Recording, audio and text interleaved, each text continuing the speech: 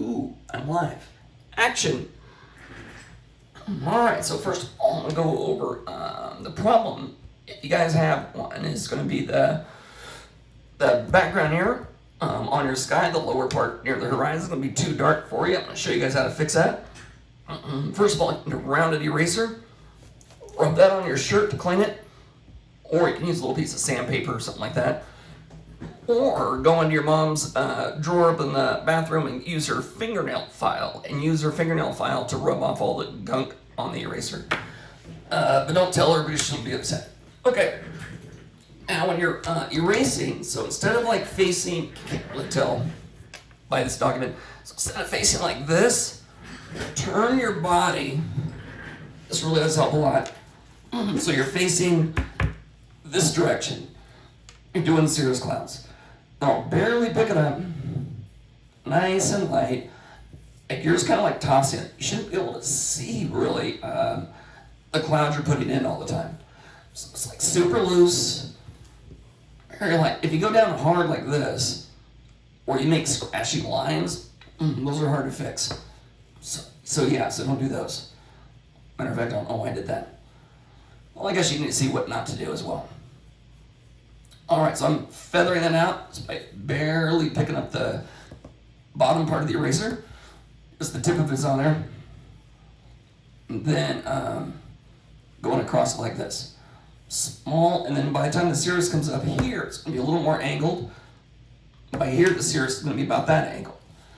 So the cirrus clouds are going to come in there. And really, it's just a great excuse for lightening your sky. So if your sky is too dark, no big deal, just cirrus the thing. Then it's going to curve a little bit. Very nice. Very nice. Okay. So I lighten up the horizon. Looks pretty good. I don't know what the heck those two things are over there. Look like some crazy smudges. But that's okay. Alright. Next up. Now, if we had tracing paper, this would be way better. But you guys don't have tracing paper. Tracing paper, however, is in the class. So if you sign up for Zoom, you're going to be okay. So real quick, though, I want you guys to look up here at the screen. I'm going to give you some real quick background notes. So this is like hill notes. All right, write this down. It's in your sketchbook. I'm going to go hill. Even if you're not doing hills, because you're going to be doing a painting here pretty soon. So I still want you to know about the hill notes so you can kind of figure out like how to do these in paintings. Okay, hill notes. Everybody got that? I'm gonna look around, make sure I have people looking like they're paying attention. Yeah, looks like a studious group. All right, we're set. Okay, so hill notes. I'll show you how to do that. So basically, I'll show you a couple different kinds of hills. So there's different types for how far away they are, kind of like clouds. So let's say if your horizon's about here, there's your horn.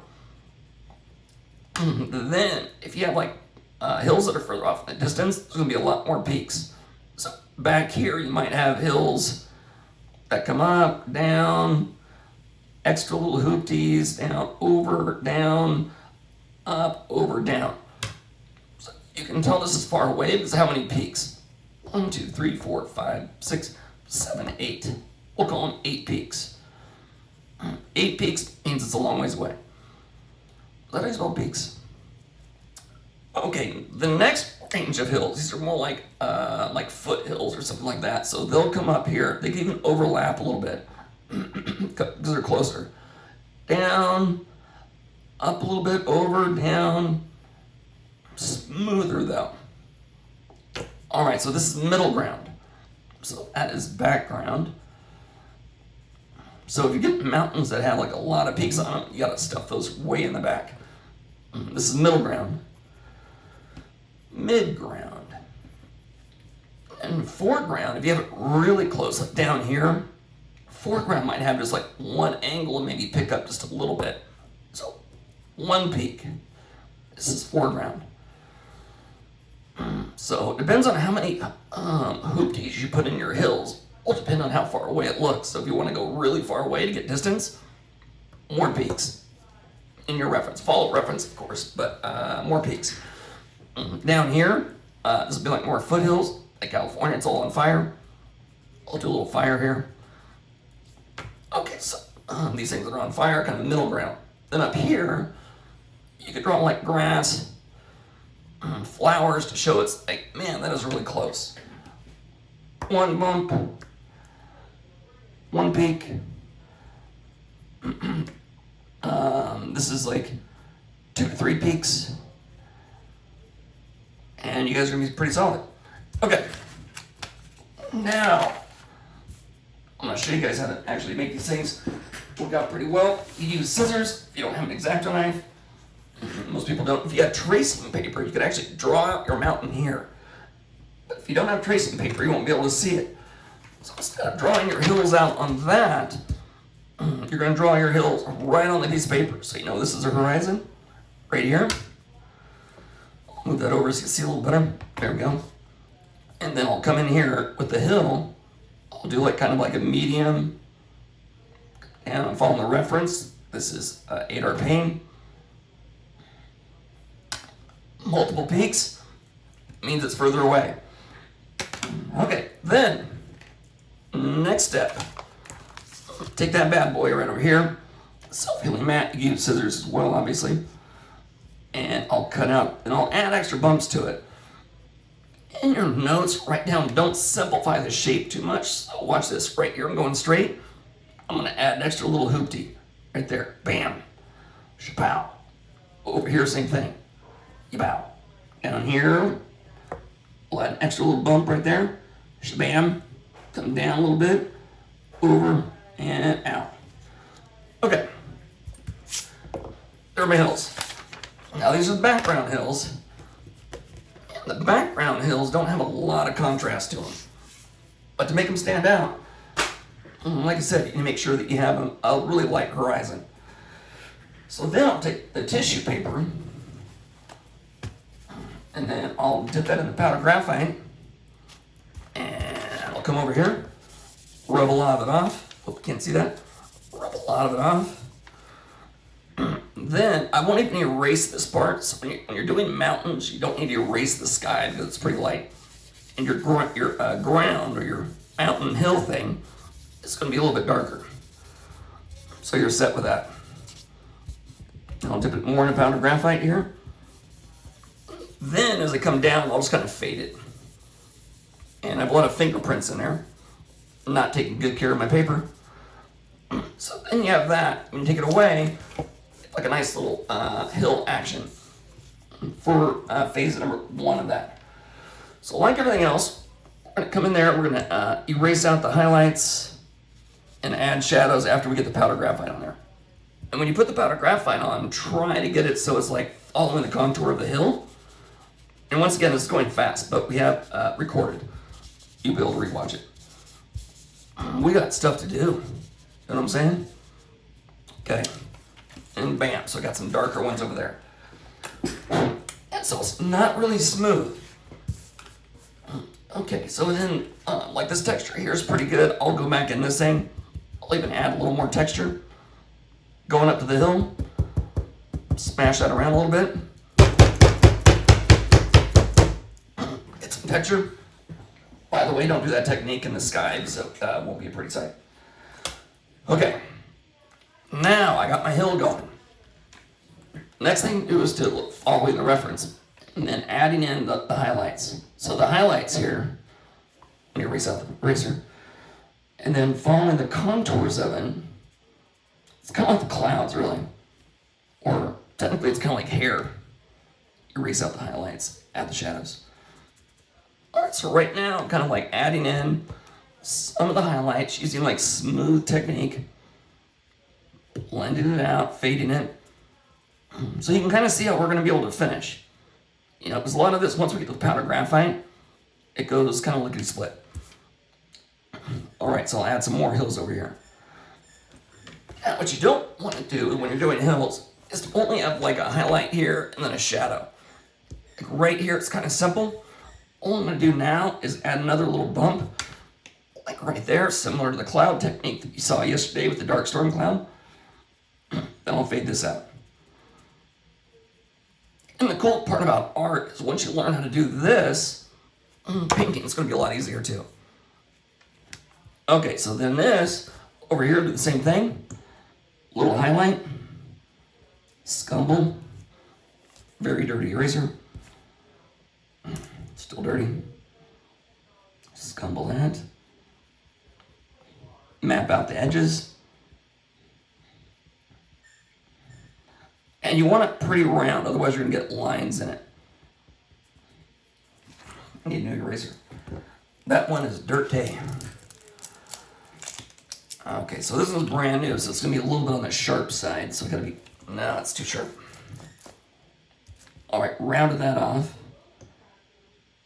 and adding some textures to it. Come in here on the side, scumble nice and light. Then up here as well. And then, so now I'm starting to get like the idea of like the textures and stuff of the hills. It looks like it took a long time when really it's going by pretty quick. Right here is too simple. I'll add another little hill right there, kind of like the clouds, but different shapes. So more rounded, a little more geometric shapes. And move that off to the side. Then right here is kind of a smudge. I'll fix that by going up another little highlight here, and then coming down, even overlapping the next hill. That way you're getting kind of depth to it. Okay. And then over here is kind of simple as well. I'll maybe add one more little hill terrain to it. Little hard edge. It's like a cloud where I'll start with a hard edge. I'll blend it down a little bit, soften it. Using the edge of the eraser. Nice and light, getting some contrast. Okay. Alright, so right now we have like generic hills started. It's not done because we have to add shadows. And for the background, to show like how big this is, right now we have a hill, but we have no idea the size. So you could come in there and actually add small little clumps of trees using a blending stump. So all I'll do is, hold on one second, bam. I'll come in here, so I'll add a little tree, which is kind of like it's flat on the bottom like this. Oop, you can't see, yeah, flat on the bottom. A little bit of a bushy kind of a top on it. And when you do trees, you want like clusters of them.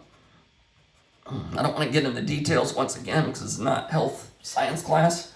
But basically how it works is you have a boy tree that meets a girl tree, and you have little baby trees. And it has something to do with acorns. Anyhow, so here I'll get some trees in there. So now you're starting to get contrast. I'll do another background tree here. And as it gets closer, watch this, I'll add another hill. It's going to be a little bit closer, just the top of it. Raise like a top part right here. And then I'll get a better eraser. Erase the top section here, a little softer. Now the tree here to show depth, with trees it's pretty awesome because you just make the tree bigger and people go, oh, I get it, it's closer. So now I'll do a closer up tree. Blending stump. Now I'll do the same scumbling pattern. But now it's going to be a little bit larger to show everybody that this is a closer up tree or hill. Or both, actually. But now I have two trees there, but a little bit on the bigger side. And over here, I'll do the same thing. Maybe add some more trees on this side. I'll do a cluster of them. Like little woods. Maybe Robin Hood lives there. I'll only do like a part of it. I'm not going to do the whole thing. But the contrast really does help. So without the trees, you don't have size or contrast. I'll do like a bunch of little trees down here on the bottom. Okay. Mountain range is done. On next, we're going to have a little bit of foothills. That's how you do background hills.